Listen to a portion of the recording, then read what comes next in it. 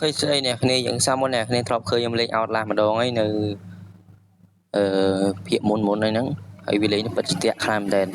cho nên là này cái dân lên out là sạch mấy đây cái dân là dân hiệp setting thử tới vì lên ấy vậy chốt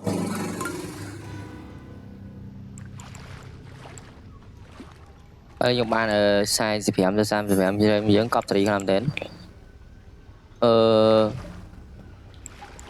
nhưng mà stock chop lại nè nên mấy cái làng đế chụp chơi em thử plot vòng lại nè em thử plot lại nữa đẹp quá mang ở cho dây mấy ông ra cho bắn đấy nè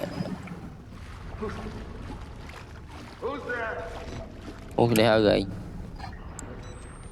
cái thôi đau cái lại miền khẽ xa tay này miền khẽ đấy nhưng người ta bận nữa một tông các bắt một tông cái dân ba ngay nè nhiều một tông ạ đây ở dân người ta bận dân nào cái lại khẽ về xa cái lại khẽ mấy cái lại lẹ tuôn nhớ là bị dân ba cái đằng môi tới vì ai đằng màu đây này khẽ đó để ra đông lại nó hot chỗ khẽ luôn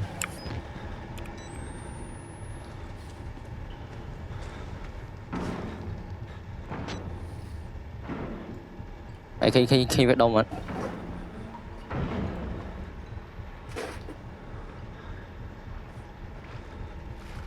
như là hai nhưng mà thọt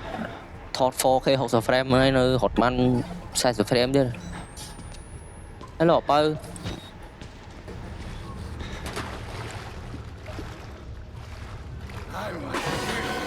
màu rồi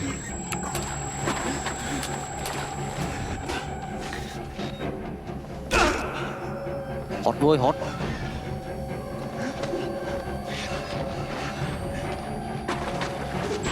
mày mà khơi nhanh vậy nè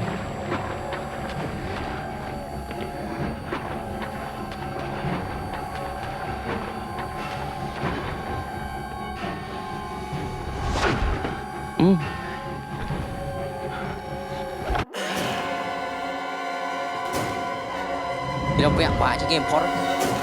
vẹn bơi tình yêu cho em vẹn đo khó ơi vẹn hai bên đây còn vào rồi tiên các bạn một lơ wow vô thiệt đi hả nè select team thế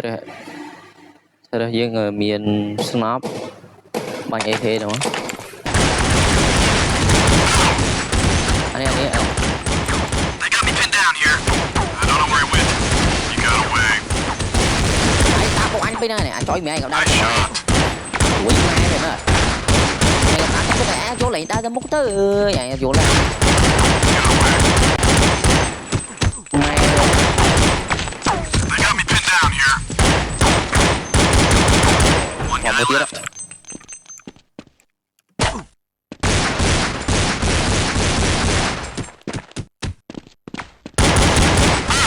I'm on your side.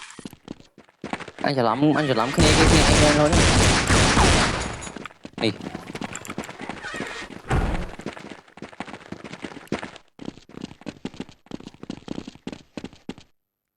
anh mày AK của anh anh choi mai mà I lost him. ô này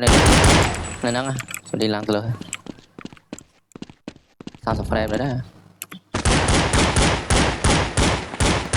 Terrorists win.